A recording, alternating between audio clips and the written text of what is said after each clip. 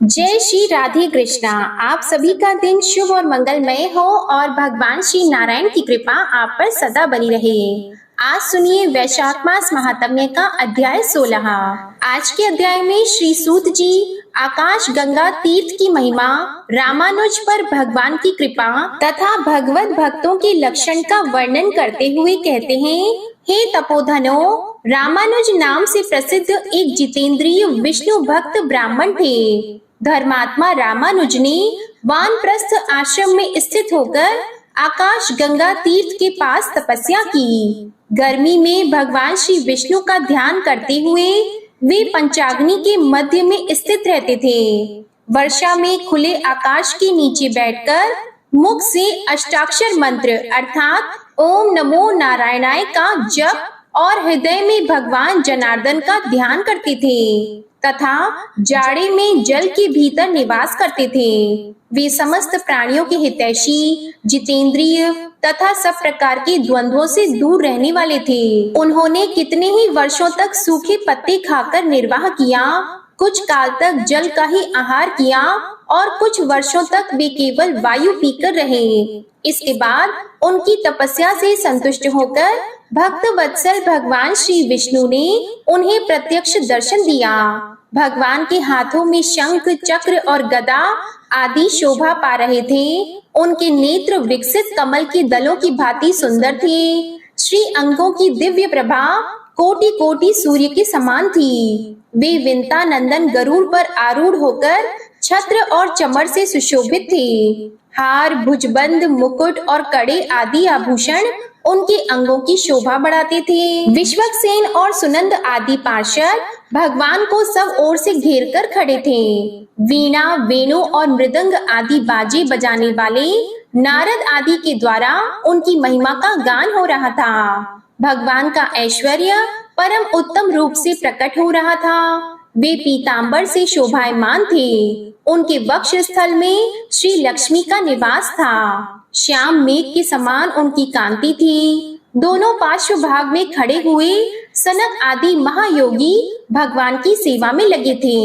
अपनी मंद मंद मुस्कान से तीनों लोकों को मोहते और अंगों की दिव्य प्रभा से दसों दिशाओं को सम्मानित एवं प्रकाशित करते हुए भक्त सुलभ दया निधान भगवान वेंकटेश्वर महामुनि रामानुज के समीप उपस्थित हुए। उन्होंने अपनी चारों बाहों से मुनि को पकड़कर हृदय से लगा लिया और प्रेम पूर्वक कहा, महामुनि, कोई वर मांगो, मैं तुम्हारी तपस्या से बहुत प्रसन्न हूँ। तुमने जो नमस्कार किया है उससे मेरा प्रेम और भी बढ़ गया है। मैं तुम्हें वर देने के लिए आया हूँ। तब रामानुज बोले, नारायण, हे रमानाथ, श्रीनिवास, हे जगन्मय, जनार्दन, जगत धाम, गोविंद, नरकांत, वेंकटाचल शिरोमणि, मैं आपके दर्शन से ही कृतार्थ हो गया। धर्मनिष्ठ पुरुष आपको नमस्कार करते हैं क्योंकि आप धर्म के रक्षक हैं, जिन्हें महादेव जी और ब्रह्मा जी भी नहीं जानते। तीनों वेदों को भी जिनका ज्ञान नहीं हो पाता, उन्हीं आप परमात्मा को आज मैं जान पाया हूँ। इससे अधिक और कौन सा वरदान हो सकता है? जिन्हें योगी नहीं देख पाते, केवल कर्म कांडी लोग जिनकी झांकी नहीं कर पाते, उन्हीं आप परमात्मा का आज मुझे प्रत्यक्ष दर्शन हो रहा है। इससे बढ़कर और क्या हो सकता है? संपूर्ण जगत के स्वामी वेंकटेश्वर, मैं इतने से ही कृतार्थ हूँ। जिनके नाम का स्मरण करने मात्र से बड़े बड़े पातकी मनुष्य भी मुक्ति को प्राप्त हो जाते हैं, उन्हीं भगवान जनार्दन का आज मैं प्रत्यक्ष दर्शन करता हूँ। हे प्रभु, आपके युगल चरणाविंदों में मेरी अविचल भक्ति सदा बनी रहे। श्री भगवान ने कहा, महामते रामानुज, मुझ में तुम्हारी दृढ़ भक्ति हो। ब्राह्मण, मेरी कही हुई दूसरी बात भी सुनो। जब सूर्य मेष राशि पर जाते हैं, उस समय चित्रा नक्षत्र से युक्त पूर्णिमा होने पर जो लोग आकाश गंगा में स्नान करते हैं, वे पुनरावृत्ति रहित परम धाम को प्राप्त होते हैं। रामानुज, तुम आकाश गंगा के समीप ही निवास करो। पूर्व जन्मों के कर्मों के अनुसार प्राप्त हुए इस शरीर का अंत होने पर तुम्हें मेरे स्वरूप की प्राप्ति होगी। इस विषय में बहुत कहने की क्या आवश्यकता है? आकाश गंगा के शुभ जल में जो कोई भी स्नान करते हैं वे सभी उत्तम भगवत भक्त हो जाते हैं। रामानुज ने पूछा, भगवान, भगवत भक्तों के लक्षण क्या हैं? किस कर्म से उनकी पहचान होती है? मैं इस विषय को सुनना चाहता हूँ। तब भगवान श्री वेंकटेश बोले, मुनि श्रेष्ठ, तुम भगवत भक्तों के लक्षण सुनो। जो समस्त प्राणियों के हितैषी हैं, जिनमें दूसरों के दोष देखने का स्वभाव नहीं है, जो किसी से भी डाह नहीं रखते और ज्ञानी, निष्प्रह तथा शांत चित्त हैं, वे श्रेष्ठ भगवत भक्त हैं। जो मन, वाणी और क्रिया द्वारा दूसरे को पीड़ा नहीं देते और जिनमें संग्रह करने का स्वभाव नहीं है तथा उत्तम कथा सुनने में जिनकी सात्विक बुद्धि संलग्न रहती है तथा जो मेरे चरणाविंदों के भक्त हैं, जो उत्तम मानव माता पिता की सेवा करते हैं, देव पूजा में तत्पर रहते हैं, जो भगवत पूजन के कार्य में सहायक होते हैं और पूजा होती देखकर मन में आनंद मानते हैं, वे भगवत भक्तों में सर्वश्रेष्ठ हैं। जो ब्रह्मचारियों और सन्यासियों की सेवा करते हैं तथा दूसरों की निंदा कभी नहीं करते हैं, जो श्रेष्ठ मनुष्य सबके लिए हितकारक वचन बोलते हैं और जो लोक में सद्गुणों के ग्राहक हैं, वे उत्तम भगवत भक्त हैं। जो सब प्राणियों को अपने समान देखते हैं तथा शत्रु और मित्र में समभाव रखते हैं, जो धर्म शास्त्र के वक्ता तथा सत्यवादी हैं और जो ऐसे पुरुषों की सेवा में रहते हैं, वे सभी उत्तम भगवत भक्त हैं। दूसरों का अभ्युदय देखकर जो प्रसन्न होते हैं तथा भगवान नामों का कीर्तन करते रहते हैं और जो भगवान के नामों का अभिनंदन करते, उन्हें सुनकर अत्यंत हर्ष में भर जाते और संपूर्ण अंगों में रोमांचित हो उठते हैं, जो अपने आश्रम उचित आचार के पालन में तत्पर, अतिथियों के पूजक तथा वेदार्थ के वक्ता, वे उत्तम वैष्णव हैं। जो अपने पढ़े हुए शास्त्रों को दूसरों के लिए बतलाते हैं और सर्वत्र गुणों को ग्रहण करने वाले हैं, जो एकादशी का व्रत करते हैं, मेरे लिए सत्कर्मों का अनुष्ठान करते रहते हैं, मुझ में मन लगाते हैं, मेरा भजन करते, मेरे भजन के लिए लालायित रहते तथा सदा मेरे नामों के स्मरण में तत्पर होते हैं, वे उत्तम भगवत भक्त हैं। सद्गुणों की ओर जिनकी स्वाभाविक प्रवृत्ति है, वे सभी श्रेष्ठ भक्त हैं। तब ऋषियों ने पूछा, भगवान, दान किसको देना चाहिए और दान का समय कौन सा है? श्री सूत जी बोले, द्विजवरों, नपुंसक, पुत्रहीन, पाखंडी, वेद वेताओं तथा ब्राह्मणों से द्वेष रखने वाले और अपने वर्णाश्रम उचित कर्म का त्याग करने वाले पुरुष को दिया हुआ दान निष्फल होता है। जो पराई स्त्रियों में आसक्त है, दूसरों के धन का जिसके मन में बड़ा लोभ है तथा जो गीत गाने वाला है, ऐसे ब्राह्मण को दिया हुआ दान निष्फल होता है। जिसके मन में दोष दर्शन का भाव भरा है, जो कृतघ्न और मायावी है, जिसमें ज्ञान का अभाव है, जो सदा भीख मांगने वाला है, हिंसक है, जो नाम विक्रय, वेद विक्रय, स्मृति विक्रय तथा धर्म विक्रय करने वाला है और दूसरों को सताना ही जिसका स्वभाव बन गया है, ऐसे ब्राह्मण को दिया हुआ दान भी निष्फल होता है। जो कोई भी पाप में संलग्न रहने वाले हैं, उनसे न तो कुछ लेना चाहिए और न उन्हें कुछ देना ही चाहिए। उत्तम कर्म में तत्पर क्षत्रिय, अग्निहोत्री, जीविकाहीन, दरिद्र तथा कुटुंबी ब्राह्मण को दान देना चाहिए। जो देवताओं की पूजा में लगा रहने वाला और पुराणों की कथा बांचने वाला है, ऐसे ब्राह्मण को उनमें भी प्राय जो दरिद्र हो उसे दान देना उचित है। पाखंडी, पतित, संस्कार भ्रष्ट, वेद बेचने वाले, कृतघ्न तथा पाप परायण ब्राह्मण को कभी प्रणाम न करें। जो स्नान कर रहा हो, जिसके हाथों में समिधा और फूल हो, जिसने जल पात्र ले रखा हो तथा जो भोजन करता हो, ऐसे व्यक्ति को प्रणाम न करें। जो कलह प्रिय, अत्यंत क्रोधी, दमन करने वाला, जन समुदाय के मध्य में स्थित, भिक्षानधारी तथा सोया हुआ हो, उसको भी प्रणाम न करें। रजस्वला, व्यभिचारिणी, सूतिका, गर्भपात कराने वाली, व्रत नाश करने वाली तथा अत्यंत क्रोध में भरी हुई स्त्री को कभी प्रणाम न करें। जो श्राद्ध के नियम में नियुक्त हो, देवताओं की पूजा कर रहा हो, अथवा यज्ञ एवं तर्पण कर रहा हो, ऐसे पुरुष को कभी प्रणाम न करें। यदि श्राद्ध के लिए कोई सुपात्र ब्राह्मण न मिले तो केवल सूत काटकर, जनेऊ आदि बनाकर जीविका चलाने वाले सदाचारी एवं पुत्रवान ब्राह्मण को श्राद्ध के लिए निमंत्रित करें। यदि वह भी न मिले तो पुत्र को या छोटे भाई को अथवा अपने को ही श्राद्ध में नियुक्त करें। पुत्रहीन ब्राह्मण को किसी प्रकार भी श्राद्ध के लिए नियुक्त न करें। पूर्व काल में श्री वत्स गोत्र में उत्पन्न पद्मनाभ नामक एक जितेंद्रिय ब्राह्मण था। वह दयालु, उपवासशील, सत्यवादी, सब प्राणियों को अपने ही समान देखने वाला तथा विषय कामना से रहित था। सब भूतों का हितैषी, मन और इंद्रियों को वश में रखने वाला और सब प्रकार से द्वंद्वों से रहित था। कितने ही वर्ष तक वह सूखे पत्ते चबाकर रहा और कुछ काल तक केवल जल पीता रहा। फिर कई वर्ष तक उसने केवल वायु का आहार किया। इस प्रकार महामुनि पद्मनाभ ने 12 वर्षों तक कठोर तपस्या की। इसके बाद भगवान श्री लक्ष्मीपति ने पद्मनाभ की तपस्या से संतुष्ट होकर उन्हें प्रत्यक्ष दर्शन दिया। श्री हरि ने अपने हाथों में शंख, चक्र और गदा आदि को धारण किया था। उनके नेत्र खिले हुए कमल दल की भांति शोभा पा रहे थे और श्री अंगों की कांति कोटि कोटि सूर्य को भी लज्जित कर रही थी। पद्मनाभ ने आंख खोलकर शंख चक्रधारी, शांत स्वरूप, करुणा सागर वेंकटनाथ भगवान श्रीनिवास का दर्शन किया। उन्हें देखकर मुनि ने उनकी स्तुति की।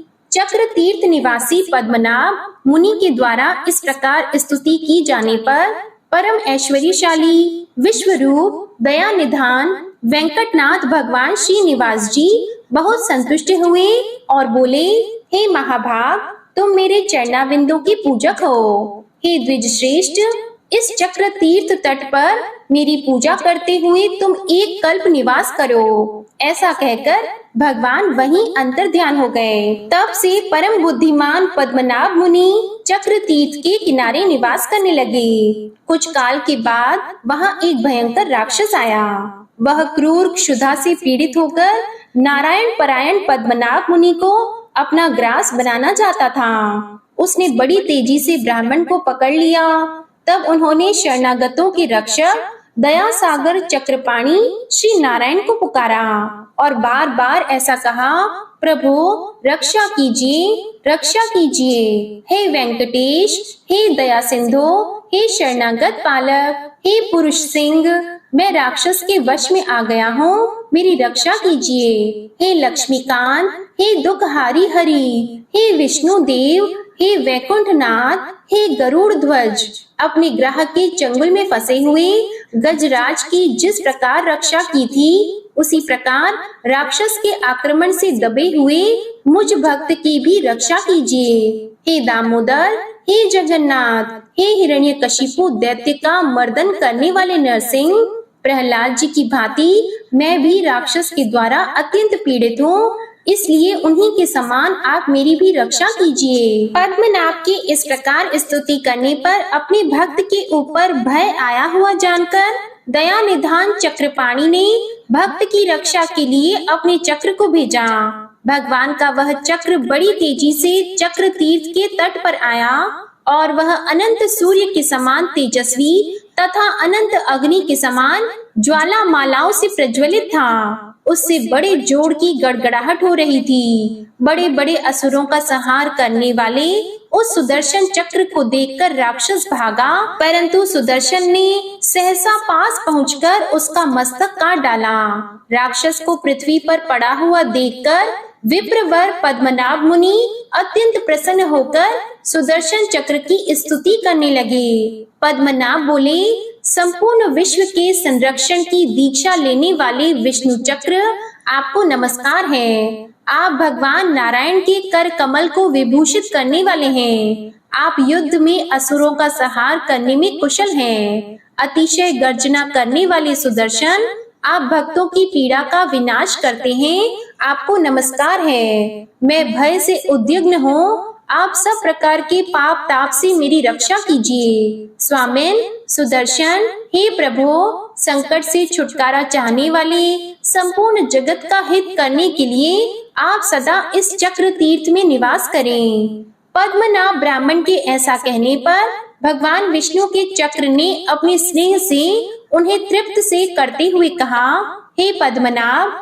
यह चक्र तीर्थ अत्यंत उत्तम और परम पवित्र है। मैं संपूर्ण लोकों का हित करने के लिए सदा इस तीर्थ में निवास करूंगा। आपके ऊपर दुरात्मा राक्षस के द्वारा आए हुए संकट का विचार करके भगवान विष्णु से प्रेरित होकर मैं शीघ्र यहाँ आ पहुँचा। आपको पीड़ा देने वाले उस अधम राक्षस को मैंने मार डाला और आपकी उससे भय से रक्षा की, क्योंकि आप भगवान के भक्त हैं। हे विप्रवर, सब पापों का हरण करने वाले इस परम पवित्र चक्र तीर्थ में सब लोगों की रक्षा के लिए मैं सदा निवास करूंगा। मेरे निवास करने से यह तीर्थ चक्र तीर्थ के नाम से प्रसिद्ध होगा और जो मनुष्य इस मोक्षदायक चक्र तीर्थ में स्नान करेंगे उन सबके पुत्र पौत्र आदि वंशज निष्पाप होकर भगवान विष्णु के परम धाम को प्राप्त होंगे। ऐसा कहकर भगवान विष्णु के चक्र ने पद्मनाभ मुनि और अन्य ब्राह्मणों को देखते देखते सहसा उस चक्र सरोवर में प्रवेश किया। श्री सूत जी कहते हैं, हे शौनक आदि महर्षियों, इस प्रकार मैंने तुम लोगों से चक्र तीर्थ के महात्म्य का वर्णन किया। जो मनुष्य एकाग्रचित होकर इस अध्याय को पढ़ता या सुनता है उसे चक्र तीर्थ में स्नान करने का उत्तम फल प्राप्त होता है। जय श्री कृष्णा। आज का अध्याय यहीं समाप्त हुआ। इसके आगे का वृतांत आप अगले अध्याय में सुनेंगे। अब आप सुनिए विष्णु चालीसा का पाठ। विष्णु सुनिए विनय सेवक की चित लाए, कीरत कुछ वर्णन करो दीजिए ज्ञान बताए। नमो विष्णु भगवान खरारी, कष्ट नशावन अखिल बिहारी। प्रबल जगत में शक्ति तुम्हारी, त्रिभुवन फैल रही उजियारी। सुंदर रूप मनोहर सूरत, सरल स्वभाव मोहनी मूरत। तन पर पीतांबर अति सोहत, बैजंती माला मन मोहत। शंख चक्र कर गदा विराजे, देखत दैत्य असुर दल भाजे। सत्य धर्म मद लोभन गाजे, काम क्रोध मद लोभन छाजे। संत भक्त सज्जन मन रंजन, दनुज असुर दुष्टन दल गंजन। सुख उपजाए कष्ट सब भंजन, दोष मिटाय करत जन सज्जन। पाप काट भव सिंधु उतारण, कष्ट नाश कर भक्त उबारण। करत अनेक रूप प्रभु धारण, केवल आप भक्ति के कारण। धरणी धेनु बन तुम ही पुकारा, तब तुम रूप राम का धारा। भार उतार असुर दल मारा, रावण आदिक को संहारा। आप वराह रूप बनाया, हिरण्याक्ष को मार गिराया। धर्मस्य तन सिंधु बनाया, 14 रत्नन को निकलाया। अमिलख असुरन द्वंद मचाया, रूप मोहिनी आप दिखाया। देवों को अमृत पान कराया, असुरन को छवि से बहलाया। कूर्म रूप धर सिंधु मझाया, मंदराचल गिरि तुरत उठाया। शंकर का तुम फंद छुड़ाया, भस्मासुर को रूप दिखाया। वेदन को जब असुर डुबाया, कर प्रबंध उन्हें ढूंढवाया।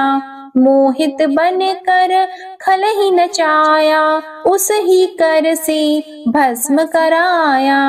असुर जलंधर अति बलदाई, शंकर से उनकी न लड़ाई। हार पार शिव सकल बनाई, कीन सती से छल खल जाई, सुमिरन कीन तुम्हें शिव रानी, बतलाई सब विपत कहानी, तब तुम बने मुनीश्वर ज्ञानी, वृंदा की सब सुरति भुलानी, देख तीन धनुज शैतानी, वृंदा आए तुम्हें लपटानी, हो स्पर्श धर्म क्षति मानी, हना असुर उर शिव शैतानी, तुमने ध्रुव प्रहलाद उबारे, हिरणाकुश आदिक खल मारे, गणिका और अजामिल तारे, बहुत भक्त भव सिंधु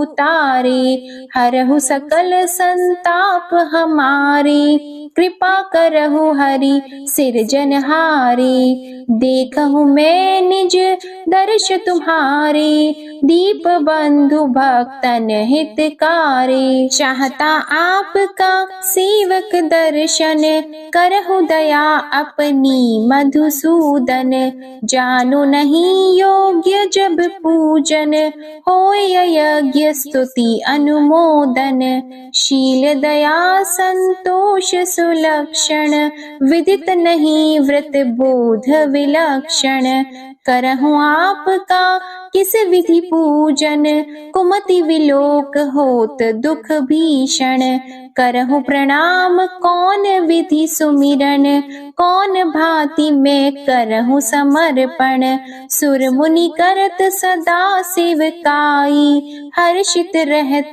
परम गति पाई, दीन दुखिन पर सदा सहाई, निज जन जान लेव अपनाई, पाप दोष संताप नशाओ, भव बंधन से मुक्त कराओ, सुत संपत्ति दे सुख उपजाओ, निज चरणन का दास बनाओ, निगम सदा ये विनय सुनावे, पढ़े सुने सो जन सुख पावे। श्री विष्णु चालीसा समाप्त होती है। प्रेम से बोलिए भगवान विष्णु और माता लक्ष्मी की जय। आपको आज की कथा पसंद आए तो वीडियो को लाइक कीजिएगा, शेयर कीजिएगा, कमेंट में भगवान श्री लक्ष्मी नारायण जी की जय लिखिएगा और चैनल को भी सब्सक्राइब करिएगा। इसी के साथ आज आप हमारे चैनल पर सोमवार व्रत की कथा भी जरूर सुनिएगा। प्रेम से बोलिए राधे कृष्ण भगवान की जय।